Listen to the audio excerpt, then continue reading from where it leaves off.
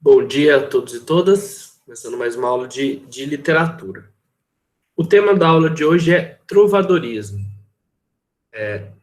Mas antes, cabe a mim fazer uma breve retomada do que a gente viu na aula anterior e fazer uma introduçãozinha histórica. Eu sei que hoje vocês tiveram aula de Idade Média, isso vai ajudar bastante. Pois bem, quando a gente fala em trovadorismo, vem algo à mente de vocês? A palavra trovadorismo, o que ela remete na cabeça de vocês?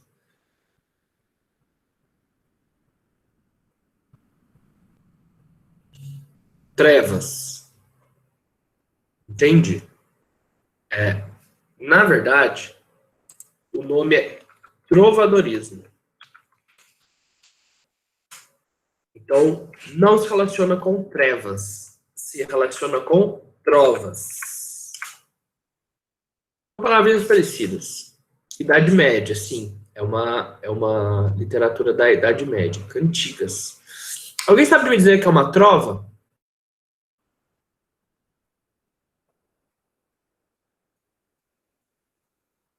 Não é uma palavra muito usual, não é mesmo? Trova. Quando alguém fala uma trovinha. Ó, o Carlos falou que é um poema, uma poética. Uma trova é uma música, uma musiquinha. É uma cantiga. Por isso que a literatura que é produzida no trovadorismo, em sua maioria, ela é de cantigas. Aí a gente vai ter a cantigas de amigo, de amor, escárnio e do maldizer. Mas logo a gente entra nesse ponto. Vou entrar naquele pedacinho na aula, que eu vou retomar um pouco do anterior, eu vou tentar fazer vocês pensarem. Bem, dá para fazer literatura sem a escrita? O que vocês acham?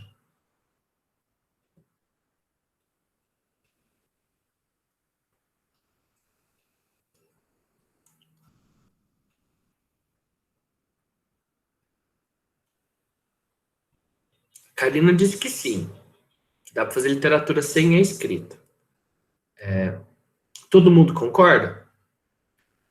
Dá para fazer pelos desenhos, por meio da pintura. A Júlia acha que não. Olha, gente, por meio da pintura, por meio de desenhos, não seria propriamente literatura, seria artes plásticas. Então a gente já seria um outro ramo da arte que a gente diz que é estética. A Emily falou que é pela música, em forma de teatro. Vejam, o teatro, Karina, ele é uma das 3 formas literárias que eu dei na aula passada. A gente tem a narrativa, que também é conhecido como gênero épico, que são coisas narrativas, como o próprio nome já diz. São aqueles livros que a gente tem o costume de ler. Nós temos a lírica, que seria poesia, e nós temos o drama. Só que o drama ele é escrito. Então o teatro ele é uma forma de literatura, só que a peça está escrita. A diferença é que tem a atuação. Mas suponhamos que alguém decore o teatro. Todas as falas. Isso acontecia com grande frequência antigamente, hoje também. Mas antes as apresentações eram mais comuns, nas ruas e tudo mais. Eu vou perguntar para vocês. Se dá para fazer literatura sem a escrita, você vai precisar de uma memorização, não vai precisar? Você vai precisar ouvir algo e reproduzir. Como que a gente vai reproduzir da maneira mais fácil? Ou vocês acham razoável guardar um monte de coisa, aqueles parágrafos gigantes? Se quiserem ligar o microfone também.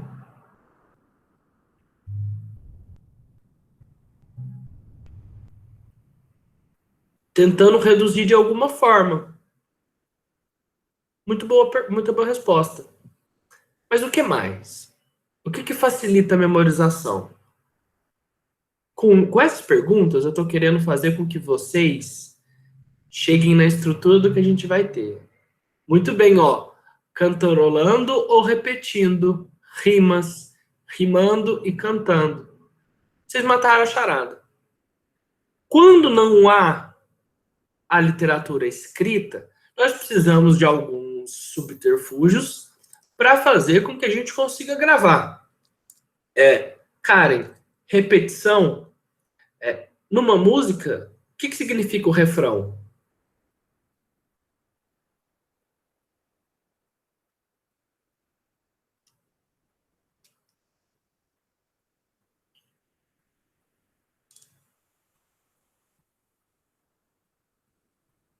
Quando tá tocando uma música, vocês ouvem e alguém diz: Ah, esse é o refrão. Eu já sei o refrão de cor.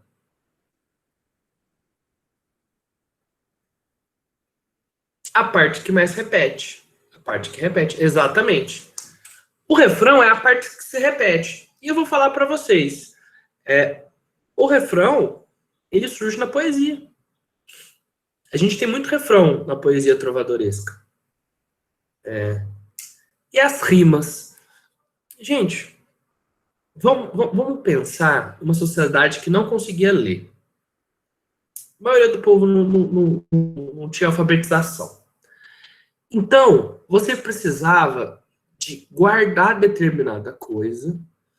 Então, você precisava de métrica para fazer com que a mesma toadinha acontecesse e você conseguisse memorizar de uma forma mais fácil. A rima para fazer uma associação com outra.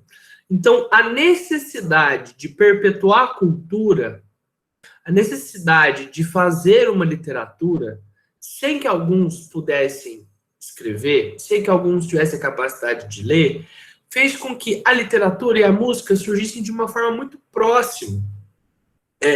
Quando a gente pega um poema, ele se aproxima demais de uma música. A gente pode até dizer que música é um poema. O Bob Dylan, ele é um cantor norte-americano, do qual eu sou fã, ele ganhou o Prêmio Nobel de Literatura.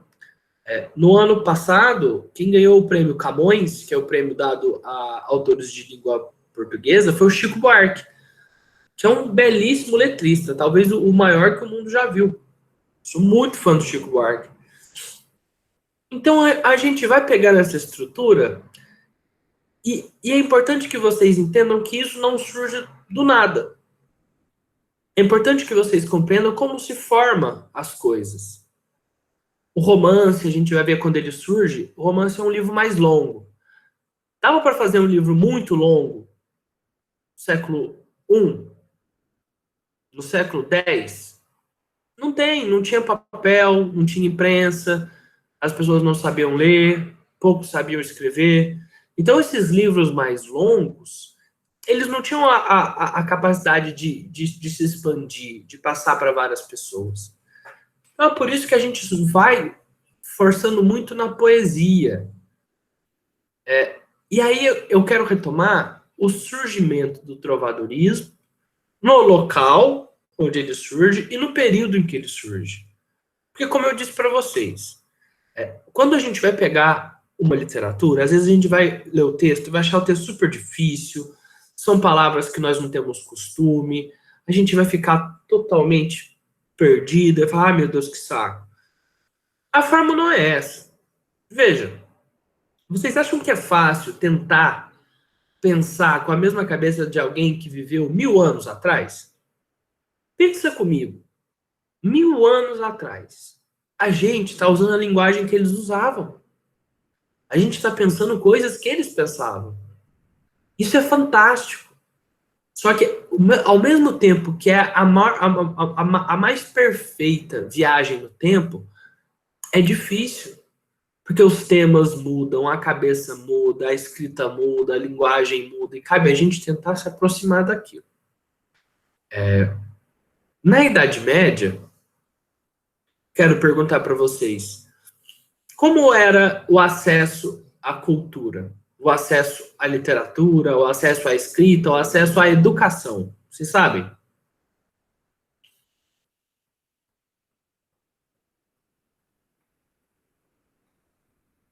Algum palpite? elitista. Muito bem.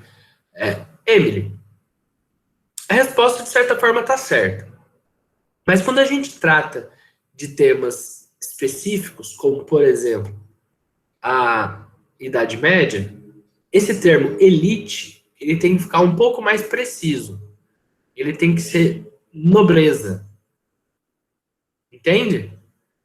Porque por mais que seja uma parte da elite, a gente está designando uma coisa que já tem uma estrutura. Já tem um recorte histórico. Então a gente vai definir como nobreza. Mas era só a nobreza? Tinha uma outra parte da elite que tinha muito acesso e dito por vocês, mais do que a nobreza. A igreja, exatamente, é o clero. Gente, na Idade Média, quase que só o clero tinha pessoas letradas. Tinham pessoas que sabiam ler, sabiam escrever. Nós temos os copistas, os monges, e dos monastérios ficavam lá escrevendo. Nobreza, um ou outro. O resto, todo mundo analfabeto. Não sabia ler, não sabia escrever. As primeiras universidades já começam a surgir por volta de 1200 e alguma coisa, em Bolonha. Já começa a estruturar, mas já na Baixa Idade Média. E a gente está tratando de um período em que a maior parte da população não tinha acesso a praticamente nada. E é aquilo que vocês já me responderam na pergunta anterior. Muitas pessoas são analfabetas. A arte vai deixar de existir? Não. Como que ela se reproduz? Através das músicas, através das rimas. Quando a gente pega uma poesia e ela tem uma métrica, porque aposto que vocês já chegaram no ensino médio, aí o professor começou a falar assim, ó, tem que fazer o escalonamento. Ó, esse aqui é decassílabo, esse aqui é o verso alexandrino, essa é rima rica, essa é rima pobre. Aí a pessoa fala, que inferno, que coisa chata. Pra que ficar estudando essa desgraça, poesia desse jeito? Isso porque a poesia já é uma linguagem muito diferente do que a gente está acostumado. Eu quero que vocês saiam da aula de hoje entendendo que a única forma de transmissão de cultura para povos que não têm o hábito da leitura e da escrita é através das canções, através dos rituais. E aí eu vou trazer uma série de coisas. A cultura oral, ela se reproduz das mais diversas formas. Missas. A gente tem diversas cerimônias religiosas que acontecem em tribos indígenas, em quilombos, em religiões de matriz africana, que não necessariamente precisam de um livro, não precisam de um corolário. A nossa cultura, ela muito se reproduz na oralidade. E é muito importante compreender a força da oralidade na poesia, na música, nesse período. Vou trazer para vocês alguns poemas, a gente vai fazer a análise. Antes disso, eu vou explicar outras coisas. O trovadorismo não é a primeira fonte de literatura que a gente tem no mundo. Longe disso. Já falei para vocês na aula de história da Ilíada, da Odisseia, a gente teve a lenda de Gilgamesh. Nós temos diversos livros na antiguidade. No entanto, é a primeira vez que surge numa língua muito próxima do que a gente chama de português. Então, quando a gente vai ler um texto muito antigo, a gente vê que parece meio espanhol, parece meio errado, tem umas coisas meio francês, porque a língua portuguesa, ela não nasceu assim. Vou explicar para vocês como que foi a transmissão das línguas. Acho que todo mundo sabe, ou se não sabe, vai saber agora. O Império Romano dominou quase toda a Europa. Então pegou Portugal, pegou Espanha, França, uma parte da Alemanha, pegou Bélgica, pegou Holanda, a Itália, porque era da Itália mesmo. Chegou até mais ou menos na Turquia, beirou o leste europeu inteirinho e conseguiu chegar até na ilha da Bretanha, até na metadinha da ilha. onde fica a Muralha de Alexandre. Então ficou muito grande. E isso influenciou as línguas, porque a língua oficial do local do Lácio era o latim. A gente sabe que Roma ficava na região do Lácio. E a língua que eles falavam era o latim. E o latim foi passado para todas essas outras povos, todos os outros países. E o latim é uma língua muito difícil. É uma língua muito estruturada, é uma língua muito cheia de regras. Então, o latim, ele começou a ser meio acochambrado. E aí ficou dois latins. O latim correto, entre termos correto, que seria o formal, e o latim vulgar. Esse latim vulgar começou a se misturar com outras línguas que já tinham e foi dando terceiras línguas. A França tinha um povo lá que chamava, que eram os gauleses. Não sei se vocês já viram Asterix e Obelix. São aquele povinho lá. César derrotou-los na batalha de Alésia e derrotou Vercingetorix. Esse X, que a gente sempre vê com X, com O, U, depois eu respondo, Jamil. Ele era na língua dos gauleses. E quando se mistura com o latim, a gente dá mais ou menos o que a gente tem como francês. A própria língua italiana, ela é parecida com o latim, mas ela tem diversos dialetos. E a língua italiana, como a gente conhece hoje, ela é mais ou menos a estruturação em volta do que se falava em Florença, o florentino. Quando a gente vai vindo mais para a Península Ibérica, nós temos o castelhano, que era o local que se falava em Castela, que a gente chama de Espanha hoje, que é Castela, Aragão, Navarra e Leão. E tinha um paizinho lá na costa, lá no finalzinho, chamado Portugal. Portugal é o primeiro país a se formar no mundo. Saibam disso. O primeiro estado a se formar na história da humanidade, estado moderno, foi Portugal. E a língua portuguesa é conhecida como a última flor do Lácio. Por quê? Porque, na verdade, não é, mas é como se fosse a última língua formada através do latim. Gente, vamos tentar entender essa formação de línguas. Isso é muito importante. Vocês já conversaram com alguém de outro local do país? Eu mesmo, eu sou mineiro.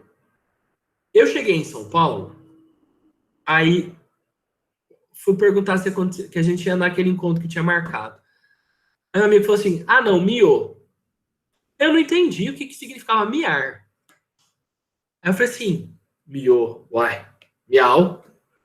Você não... E a gente tá falando a mesma língua.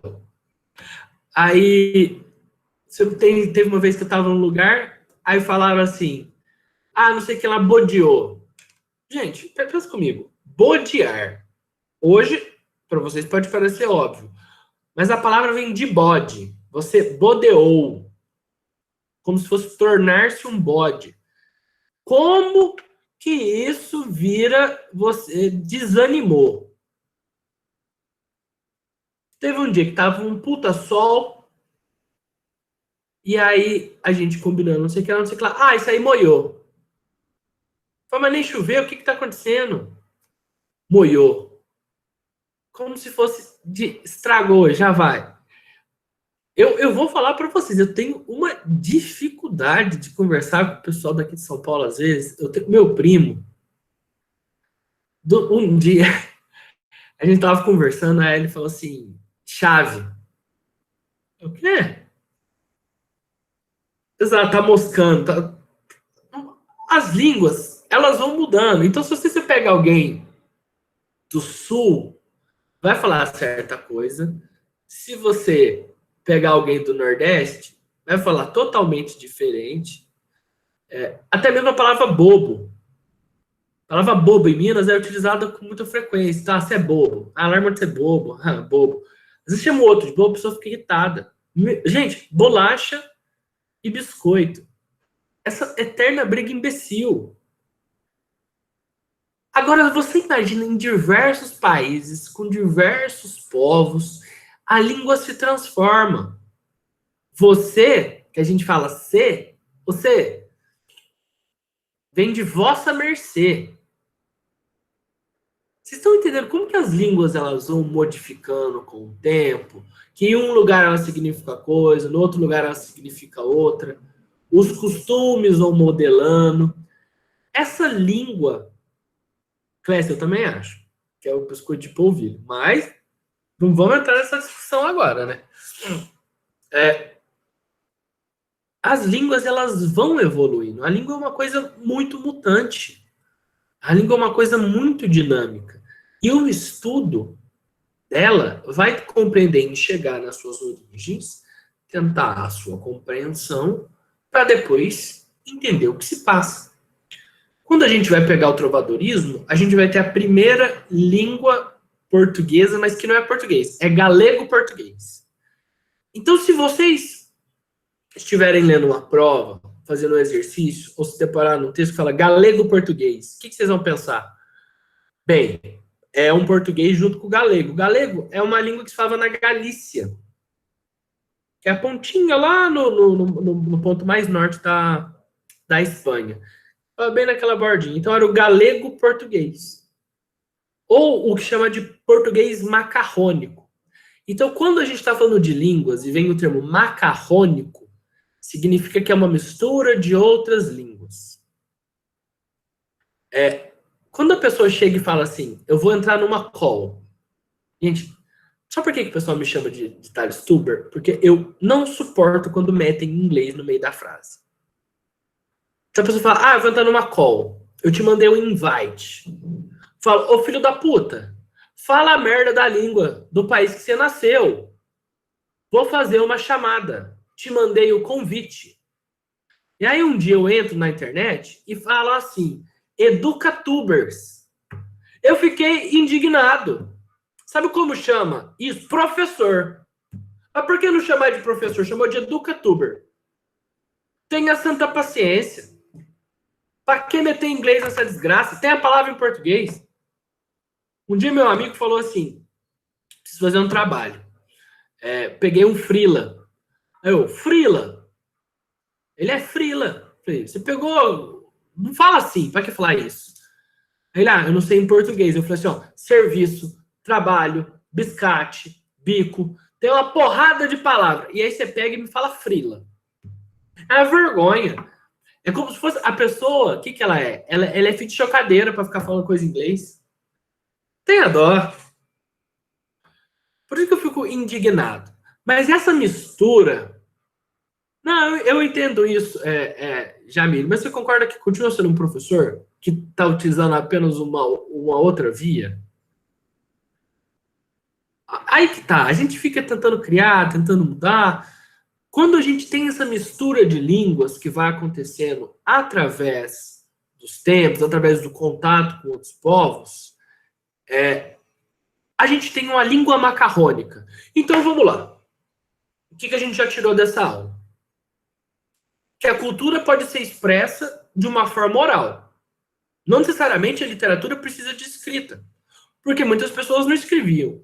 E se há algo que não conseguem limitar, é a arte.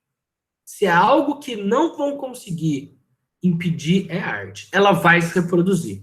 Então ela vai se reproduzir através de música, através da oralidade. Mas se eu estou falando, se eu preciso decorar, eu preciso de ter uma métrica. Eu preciso de ter um ritmo. Eu preciso de ter coisas que facilitem a memorização, como um refrão. Então, em uma sociedade em que as pessoas não têm acesso à leitura, a oralidade vai ser a parte mais importante. A musicalidade. Então, a gente pega esse tipo de arte que era produzido e coloca em um país que, pela primeira vez, começa a desenvolver uma língua própria e escrever coisas na própria língua, que vai ser muito confusa, porque ela ainda não está solidificada. Como eu falei para vocês, a língua ela é mutante. A língua não para de mudar. Quando você pensa em trovadorismo, eu não quero que você decore quais são os poemas, quais são as características deles. Eu quero que, ao você ler um poema, você consiga extrair dele as coisas suficientes para que você compreenda o que aquilo quer dizer. E aquilo quer dizer alguma coisa em um período. A linguagem daquele período representa alguma coisa. Gente, a leitura fica mais fácil quando vocês compreendem por que ela existe. Porque eu vou te falar uma coisa. Nada é por acaso. Nada é por acaso, nada surge assim do nada. A literatura expressa a arte, expressa a vida, expressa a história, expressa quem nós somos. E nós somos pessoas muito diferentes durante os períodos. A gente já teve escravidão. A gente já teve servidão. A gente já teve rei. A gente já pensou que se fizesse um chazinho, era bruxa e precisava queimar. A nossa sociedade mudou demais. O nosso pensamento mudou demais. E a nossa linguagem mudou demais. A literatura mudou demais. E é muito importante que a gente consiga ler para compreender quem é agora. Porque eu vou falar uma coisa para vocês. Quem não consegue entender o seu passado, que não passa o passado a limpo, não consegue escrever o futuro. E não vive o presente. 30 minutos de aula. Agora vamos passar especificamente para as poesias trovadorescas, que são conhecidas como cantigas trovadorescas. Uma aluna falou país de Gaules. Não. É país de Gales. Esse é outro país. Que é o país que se chama Wales. Alguma dúvida até aqui?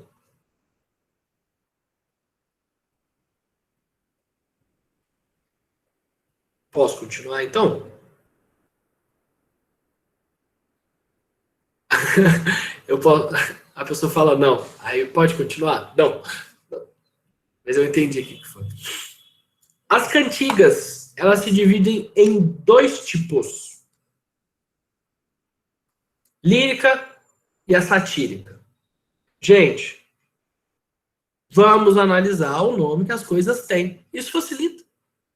Já falei para vocês. Na hora que você tiver com um livro, você pega um capítulo e fala assim, o que esse capítulo está querendo dizer? Qual que é o título dele? As pessoas pulam título, as pessoas não param, não prestam atenção. Lírica, já falei com vocês. O que é uma lírica? O que remete à lírica? De poesia, eu lírico. Gente, a lira é um instrumento musical utilizado muito na antiguidade clássica, na antiguidade, que era mais ou menos uma coisa que tinha corda. E é um instrumento muito delicado. É um instrumento muito suave. É um instrumento de muita precisão. Então, quando a gente fala de lírica, a gente está falando de uma poesia, a gente está falando de uma coisa melódica, a gente está falando de uma coisa alta, uma coisa precisa. Agora, uma coisa satírica. O que vem na cabeça de vocês uma coisa satírica? Deboche. Piada. Cômico. Muito bem, isso mesmo. Então vamos lá. Dois tipos, lírico e satírico. Tem dois de cada. Quando a gente está no lírico, a gente tem cantigas de amor e cantigas de amigo. E aqui preste atenção, porque aqui tem um detalhezinho. A cantiga de amor foi o primeiro tipo de cantiga que surgiu no travadorismo. E ela é uma cantiga que fala do amor não correspondido. Basicamente, é o sertanejo universitário da época. Que é a pessoa lamentando a amada, a dor do coito, porque a pessoa não realiza os atos carnais com a pessoa. Então, nada mais é do que um puta do bobo que fica, ai, meu amor, você é perfeita, você é maravilhosa, ai, meu Deus, como posso amar tanto essa mulher que não me olha? É ridículo. Mas é aquela mulher que fica idealizada. E sempre a cantiga de amor, escrita por um homem bobalhão apaixonado. Como falei para vocês, quase Quase um sertanejo universitário. Já a cantiga de amigo já não é mais aquele amor idealizado, aquele amor platônico, aquele amor que você sonha. É do amor distante, porque, na verdade, o amigo que já é o namorado, que já é o marido, foi para as grandes guerras, ele foi para as navegações. Tem que pensar no período histórico. Nesse período histórico, vocês vão ver, Portugal já está nas grandes navegações. Portugal foi o primeiro estado moderno a se formar. Portugal vai para as grandes navegações. Então, as pessoas escreviam umas poesias que repetiam a isso também. Então, a cantiga de amigo, ela nada mais é do que um amor que está distante. O amor que se afastou. Fisicamente, o cantiga de amor é uma coisa que está maior. Tipo assim, a pessoa não me quer, entende? Ela não me conhece a existência. Eu sou, como disse o Jamil, uma galera iludida. Deprimente. E tem dois pontos muito importantes. A cantiga de amor, ela é escrita, em sua maioria, pela elite. Era uma coisa muito elitista. Então, os temas são palacianos. São temas de palácios. Os temas são provençais, que é aquela região de Provença que tinha a questão da linguagem, toda aquela coisa. São temas ditos de gente elevada, aspas. Já a cantiga de amigo era para ser uma coisa um pouco mais pastoril, um pouco mais simplificada, de uma pessoa que sente um amor que já não está mais próximo, não aquele amor platônico, que, oh meu Deus. E aí é um detalhe muito importante. A cantiga de amigo sempre tem o eu lírico feminino. Quem escreveu era mulher? Não. Mas a cantiga de amigo se passa de uma mulher que lamenta a perda ou a distância do amigo. Ficou bem claro até agora? As cantigas satíricas, elas são bem mais fáceis. Tem dois tipos: escárnio e maldizer. Gente, pensemos nos nomes antes de fazer as avaliações. Quando a gente fala escárnio, o que você pensa? Ou se não pensar, pode falar. Thales, não penso em nada. É muito importante a gente pegar essas palavras-chave e procurar no dicionário. Eu vou perguntar, vocês têm costume de olhar no dicionário? É muito importante. O dicionário é a coisa mais maravilhosa que tem. É conhecido como o pai dos burros, ou pelo menos era. Agora, pai dos burros é conhecido o Jair Bolsonaro. Mentira, ou não. Uma xinga. Não necessariamente, Amília. Um escárnio seria uma provocação, exatamente, um deboche. Alguém tirando um sarro. Ah, isso é um escárnio. Já de mal dizer, tá bem óbvio, né? Aí sim é um xingo. Aí sim é uma ofensa. E geralmente essas ofensas, elas eram proferidas com o nome da pessoa no poema. Veja só, eu não sei as músicas atuais, mas seria mais ou menos tipo Renata Ingrata. Sabe? Renata Ingrata. Assim de graça.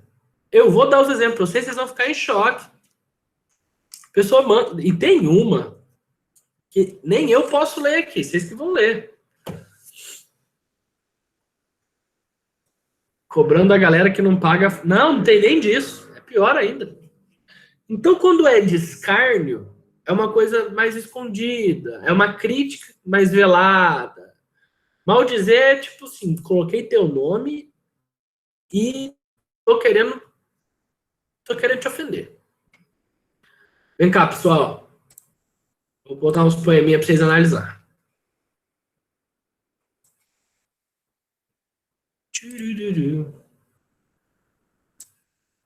Tem gente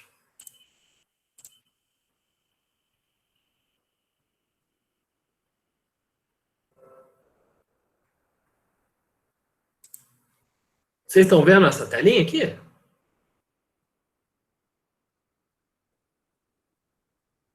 Olá? Sim. Sim, dá pra ver sim. Beleza. A cantiga A Dona Que Eu Me Tenho. Ó, de Bernardo Bonaval. Eu quero que vocês leem rapidinho essa cantiga. E aí vocês me dizem que tipo de cantiga ela é. Lembrando que tem de amor, amigo, escárnio e maldizer.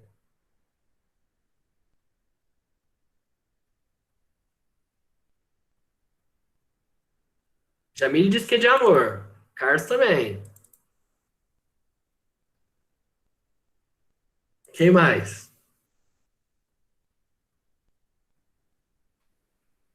Jamile que diz que é de amor. Amor. Muito bem, gente. Essa aqui é o mais puro suco do trouxa. É o mais pobre imbecil, apaixonado. Olha aqui.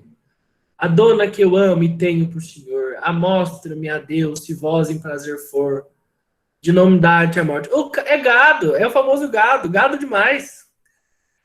Gente, sabe, eu vou falar um negócio pra você, não dou conta.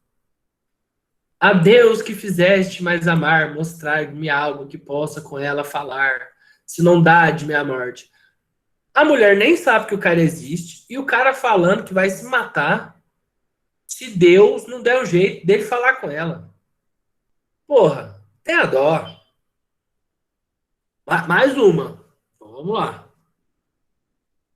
Ou gosto de mim ou me mato. Cantiga. Ai flores do verde pino. Gente, Dom Diniz, conhecido como Rei Trovador. Ele foi rei de Portugal. Ele que inicia a dinastia de Avis. E ele era um poeta. Poeta trovador. Leia aí, pessoal.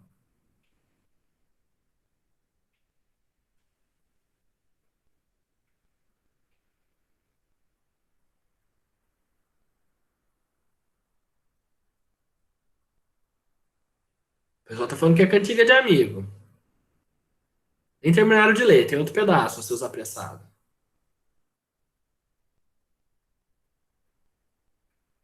Mas é cantiga de amigo. Aqui não ajuda muito, porque tem amigo toda hora, né? Mas vamos interpretar. Ai flores do verde pino. Saberes novos do meu amigo. Exatamente, por causa de novas. É que tá precisando de notícia, precisando de novidade. Muito bem, cara. Bem, isso aqui já pegaram. Essa aqui será que é o quê? Ó? Cantiga. A meu amigo que sempre amarei.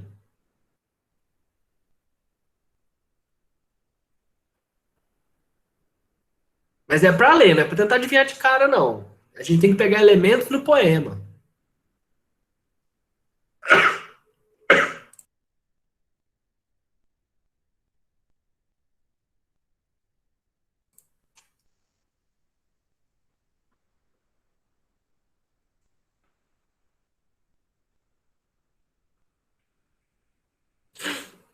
Essa aqui é de quê? Essa aqui tá meio óbvia, né?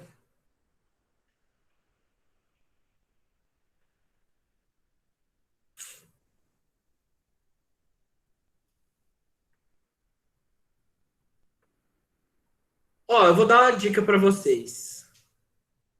Essa palavrinha aqui, ó. Outra dona. Então, cara, é complicado, porque é uma mistura. O português não tá pronto ainda. É o galego-português.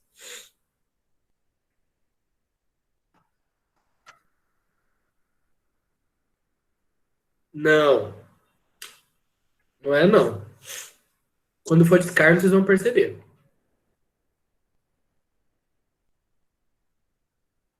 Carlos, por que você tá achando que é de amigo? Se quiser ligar o microfone, pessoal, pode ligar o microfone. Então, eu acho que, tipo, é de amigo não pela palavra amigo em si, mas por conta dessa parte que você falou de outra dona, dá a entender que é, tipo, como se fosse uma mulher falando, sabe? Exatamente, uma outra mulher. É como se ela sofresse porque ele optou por outra. Essa aqui é de amigo, gente. Ó, Maia, amei com a minha, nem outra rei. Ninguém vai amá-lo como eu. Vocês estão vendo como que tem que pegar outros elementos?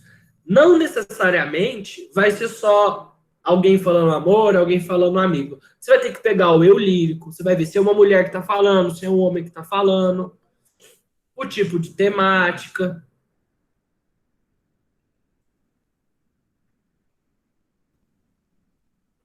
Fala de Deus, fala, mas as coisas se misturam. Esse é o ponto.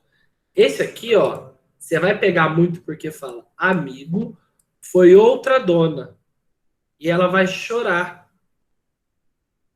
Agora vamos ver essa aqui. Essa aqui é cantiga. Ai, dona feia, foste vos queixar. Para começo de conversa, só pelo título. É lírica ou é satírica? Satírica. Satírica. Muito bem, satírica. Então, das satíricas tem duas: escárnio e maldizer. Vamos ler e vamos ver o que vocês acham que é.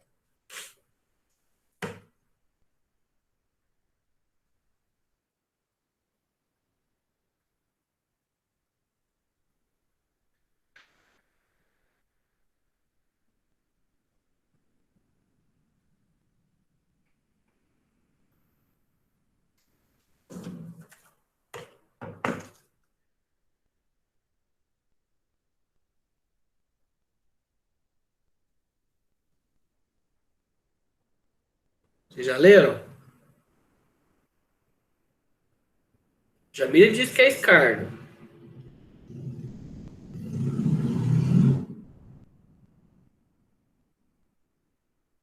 Quem mais?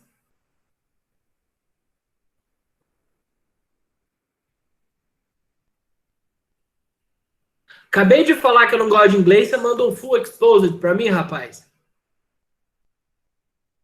Complicado, né? Aula de literatura portuguesa. Brincadeira. Não tem mostrando o nome, então, tipo, é isso que eu deduzi. Sim, não fala o nome. Ó, ai, dona feia, você foi se queixar que nunca. Eu nem sei se que vos nunca louvem me trobar. Você nunca vai me cantar. Quero fazer um cantar. Que em toda. Loró toda a vida. Em vez disso, quero voar. Dona feia, velha e sandia. É tipo, feia, velha e louca. Mas não dá pra saber de quem que é, sabe? Então, isso aqui é uma descarga. E essa aqui, gente, cantiga de Amin Dampres. E não é desguisado.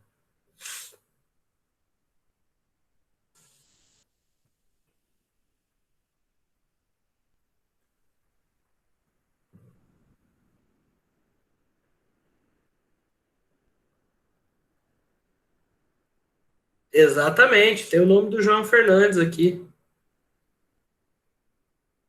Essa aqui é de Maldizer. Cantiga da Ribeirinha, de Pai Soares Taveiroz. Leiam com muita atenção isso aqui, tá, pessoal?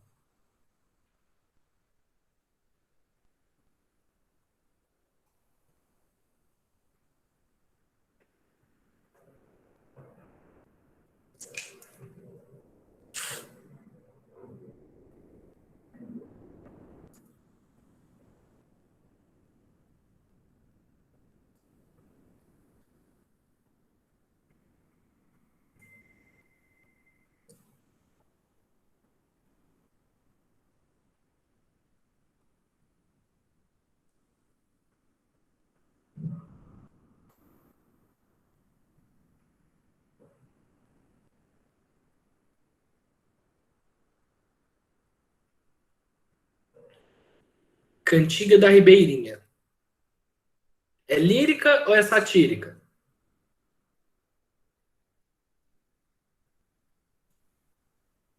Karen diz que é de amor. É lírica. Isso, muito bem, é lírica.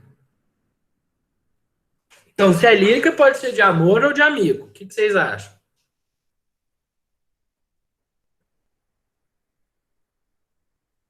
Jamile acha amor. Karen também. Amor.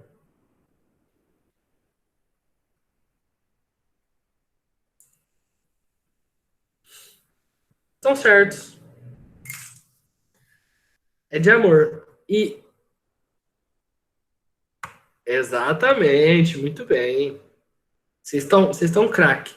Gente, vocês acabaram de ler o primeiro texto em língua portuguesa da história. Não sei vocês, eu acho isso magnífico. Você pensar que a gente fala uma língua que tem quase 1000 anos e esse é o primeiro texto escrito. Vocês acabaram de ler. Dá para entender quase tudo, não dá? Não tá tão claro, mas dá quase menos para entender. Você conseguiria falar com alguém de 1000 anos atrás. É muito legal, né? As ondas do mar de Vigo. Vou ler mais essa. A gente tá treinando.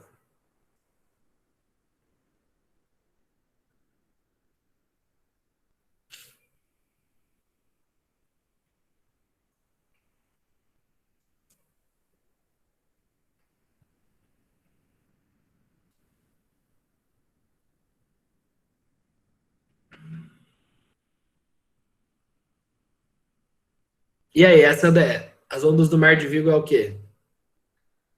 De amigo, muito bem. Agora, pessoal, vamos ler essa aqui rapidinho.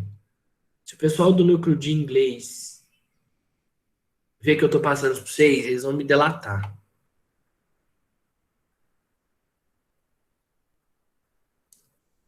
Cantiga de João Soares Coelho. Que tipo de cantiga é essa?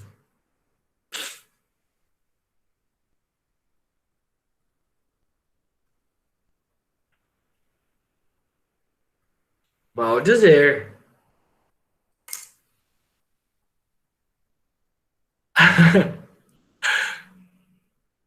Você ficou em choque, né? Karen, exatamente. Olha essa parte aqui, ó. O cara chega, fala o nome da mulher e diz: se fuder vos pudesse, fuder vos ia. Isso assim, isso seria mais ou menos você postar um stories no Instagram com a foto da menina falando que quer ficar com ela. Coitado da Luzia. Exposição, né? Gente, mal dizer, bem óbvio. Isso aqui é bizarro, né? A primeira vez que eu li isso aqui, eu fiquei em choque. Deu tempo certinho da nossa aula.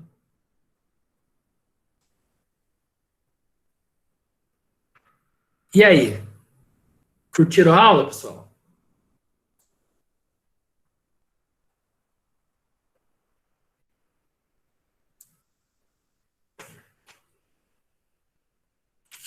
Então, enquanto o pessoal de inglês não chega, acho que estão chegando. Vamos retomando o que aconteceu. A gente entendeu por que surge uma poesia. E como surge a poesia? Ah, não, Thales Tuber não. Os cara querem me fuder, velho. Não vai roubar não, Jamil. Meus livros aqui estão protegidos. Mas a gente entende por que surge, por que vem na oralidade, a necessidade de rimas, quais são os temas que vão surgir, qual que é a linguagem, qual que é o período histórico. A gente vai fazer a análise do eu lírico. Beleza, pessoal? Vou interromper aqui a gravação.